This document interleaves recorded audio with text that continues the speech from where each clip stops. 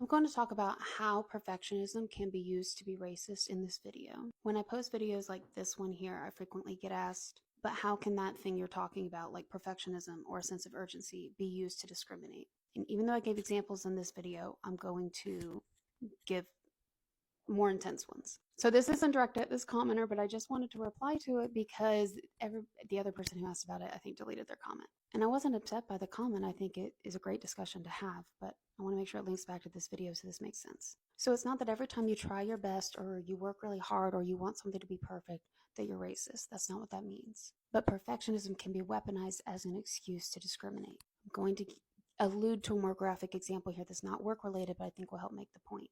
We all saw George Floyd get unalived. We all did. And for the first few days, almost a week, everybody was horrified.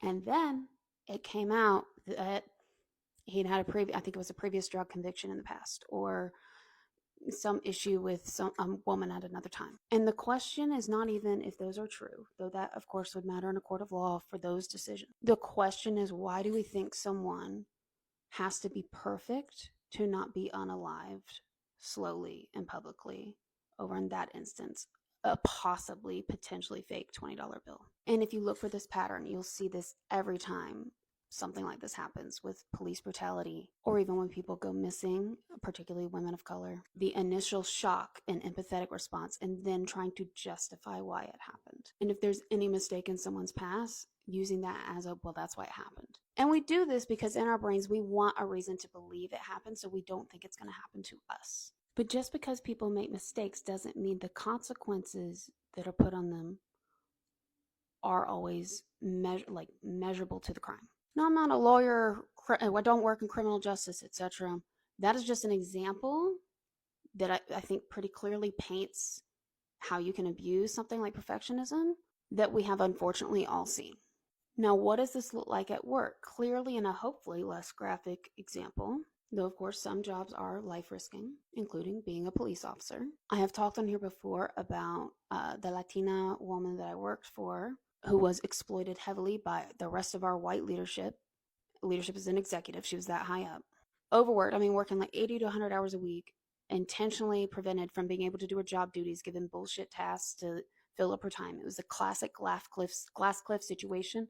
I've made other videos on that if you want to check that out. And then the only blemish against her was that she had one complaint from a client who used all of her work and recommendations that were her idea and happily took credit for them, presented them to her executive leadership, got all the praise for them, and then said our Latina leader wasn't fit for leadership and gave no reasons why.